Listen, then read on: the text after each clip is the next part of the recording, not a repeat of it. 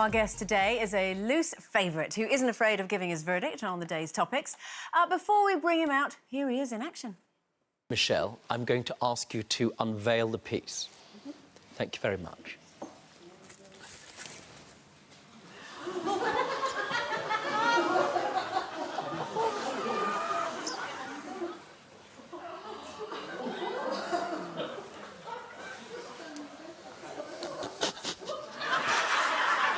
Now, sir,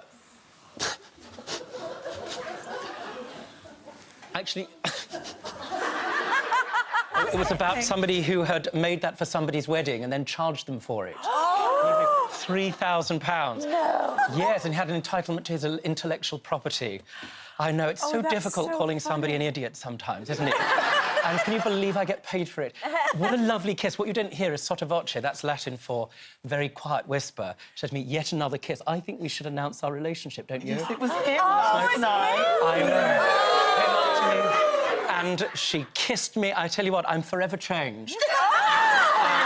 So my grandma will be thrilled. What with that and the vagina candle? Oh, yes. Which I'm on a waiting list for. Are you? Yes, I ordered one. They'd sold out, but I'm interested in new experiences.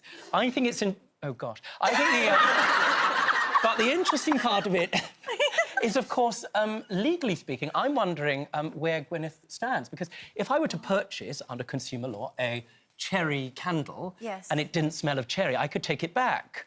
Just imagine you purchased one of theirs. But you'd have to make sure the facts were right. Right, it could end up in court. Can you imagine? So how do you go about testing? Well, I don't know. I suppose you'd need to sort of have some contortionism, something to... Crikey. You'd have to get some expert testimony. Yes, you would. It's very difficult. What candle would you be? What would be the name of your candle? Robust, splendid and judgmental. I love that. What was that smell of? I love that. That should be the name of your next series. Yeah. It should be. You do actually smell quite good, though. Do I? Oh, thank you very much. That's OK. Rob, we were talking about shyness earlier, because you went to the NTAs. Yes. How did you fare on the sort of partying afterwards? Do you like doing that bit? Are you quite shy? No, I'm cripplingly shy in that situation. I feel awful. Do you know what I mean? We stood together quietly. No, I know. I feel in the so... corner. I just feel sort of so silly, really. Yeah. But it's such a privilege, isn't it? You know, people asking for your photograph and that sort of thing. I've said this a lot of the time before, you know, I've got absolutely zero time for so-called celebrities that complain. Oh, gosh, life is so challenging. People say hello to me on the street. I get to improve the chemistry of people's day by virtue of being there. It's so awful when they ask for a selfie. It's such an invasion of privacy. There's absolutely no part of me that doesn't want to think, well, does say to them, why don't you get yourself a real job? Yes, exactly. I say that to them. Right. I say that to them. When they moan, I always say, well, you can always stop what you're doing and get a proper job. It helps in my case that most people think I can send them to prison. Well, the thing is with you is your sort of telly job is a mixture of your proper job, and you're back on our screens again. 2 o'clock today. Yes, we've got Carpet Wars today at 2 o'clock. Carpet Wars. I'm telling you, it's got everything. It's got consumer law. Right, exactly. So it's got consumer law, it's got bitterness and an amazing shag at the centre of it. Wow. Everything. Wow. 2 o'clock. I'll be tuning in.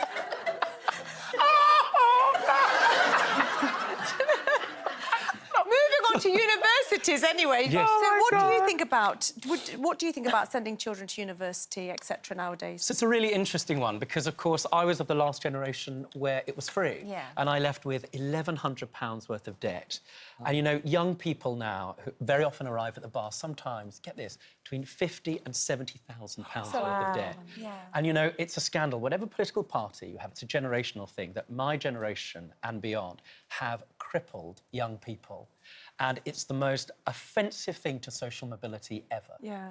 I mean, the idea that we would saddle young people with £1,000 worth of debt simply by virtue of what they should be doing, which is going to get an education, is one of the most damaging things I think we've ever done to our society. And I have to tell you, you know, I often complain about it. You know, a lot of the time I'll have a rant, which, of course, they never broadcast. But that's, you know, often one that I'll go on about. But the thing is, if the country can't afford to pay for people's education and the poorest do get help, wouldn't you say that they do? But but wouldn't you say that once they've gone to to the bar, they've got that education, get £70,000, they will be able to pay that back because the bar pays well. No, it doesn't. For very, very few. It's hugely competitive, and that's not the only example of it. The idea that you're going to contribute to the NHS as a doctor and you start life £100,000 down. At the bar, give you an idea, in my chambers, just perhaps it's certainly a famous chambers, there might be 250 applicants and we'll take 2, right? The rest are in huge amounts of debt. And what does that do to social mobility? People outside of the privileges of our cities. That's what we felt, that reverberation in the general election, that idea that anything is possible to you. You can do anything you want at the same time as telling them the difference is you're not going to be able to buy a house for years. You're not going to be able to have all of the opportunities that the generation beyond you were gifted. It seems to me, I don't know, I mean, I definitely think it's true. If you hit a certain amount, you should disproportionately pay. That's what tax is for, and that's what we do already.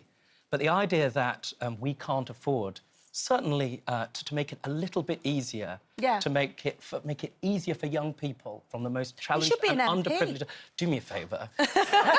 We need people like you. I won't be an MP because I say precisely what I think. And it's as simple as that. No. And also, you probably have more influence and power from the outside, actually, being able to speak the way that you do. Maybe, but we all know politicians tell us porkies, don't they? Which is something that you don't, and it's why we love you. We want you to do... We've saved you the best for last, because we're going to do a little topic now that we thought you'd be interested in, because we know you had a lovely Christmas, because, you know, we do follow you on social media, and you were putting some really beautiful pictures of your... it was a friend's house, wasn't it, that you went to in New Zealand? I love it. I'm at the Waipu Highland Games. I was saying at my friend's... That's practically the McLean tartan. I'm very happy to see you in That's what I did it for. And in honour of you, I wore precisely what you're supposed to underneath. Thank you so much. Thank you. But you were quite open about the fact that you weren't just posting nice pictures of yourself, you were also sneakily looking at someone else's. I know. Well, I talked about that, yes. You know, when your partner moves on and you stalk them, don't you, on social media? I mean, there's a woman in the front shaking her head. I mean, you said... And that's what social media, to some extent, has enabled. You know, this capacity for you to sit at home and work out what happened to your ex-school friends, to feel a sense of... There's a long German word, it's unsurprising, it's happiness at the misfortune of others, which is, you know, when you go on Facebook and you think, God, haven't my classmates aged horrendously? And you feel so sort of endlessly happy about it. It just gives you a little sort of social vitamin B shot for the day. But the reason I did that was because I was posting these wonderful photographs, saying to the world effectively, you know, isn't my life splendid? Look at this lovely beach. At the same time as underneath nothing's perfect. And that's a parable for modern social media. And so many young people look at these filtered photographs of celebrities on beaches, you know, with perfect bodies and all the rest of it, when, of course, that only represents... superficial. Right, it's totally superficial and shallow. And, of course, it's curated by the person posting the photographs. And regardless of how famous they are, underneath, like everybody else, they have toxic lives and problems. And, of course, unless the full picture is understood, the idea that young people assess their lives, and so many of us do nowadays, by virtue of somebody's self-curated presentation. That's a great way of going around saying you were stalking your ex. Just it's just a very clever way of saying, actually, but not in a scary way. We kind of use that word, but not in a scary way. Just keeping tabs on. You would have been... See, that's exactly what I would have done. Yes. You see, when I don't sit, I think we should have Judge Colleen. Yes. Because there's a lot of talking for, yes, that's what I was doing. Yes, talking. Exactly so. Why did you do that? I've done it. Have you not done it? I would know. Once... People. No. Do you know, in my case, it was cathartic. I think, to some extent, when you see... I mean, I'm genuinely... I sort of tend to approach the world kindly. I think it's sort of like a karmic boomerang. The more kindness you give into the world, it'll generally come back to you. It's not always the case. I know some awful people that are rich and happy. But there you are. That's so irritating. Yeah, no, it's irritating. But for me... Did he say anything, like, when you... No, because I don't have... I'm not on that Instagram-y thing. You know, you go on and you have a look, and I think, to some extent, there's an element of closure when you see somebody who, you know, has a new life and they appear to be happy. Genuinely, there wasn't a sense where I felt sort of upset or sad or down. I thought, it's actually nice that you're now in a good emotional space and I can feel happy and less guilty. Brenda, Andy, you're not a like good that at all. question. You're kind of, once you've moved on, you I move don't on, want to haven't know. you? I'm not interested. Do what you're doing, live your life. Do you block Leave them? me alone. Yes, I do. Really? I block and Yeah. delete. Yeah. Oh, that's So- You ain't getting back in at all. Forget it. So how do I stop getting blocked So, and deleted? Judge Rinder, Series 8, the new series started on Monday. The show is Monday to Friday at 2 p.m. on ITV. 2 o'clock We every love day you, today. Rob. Carpet Wars. I'll see you Don't there. want to miss it.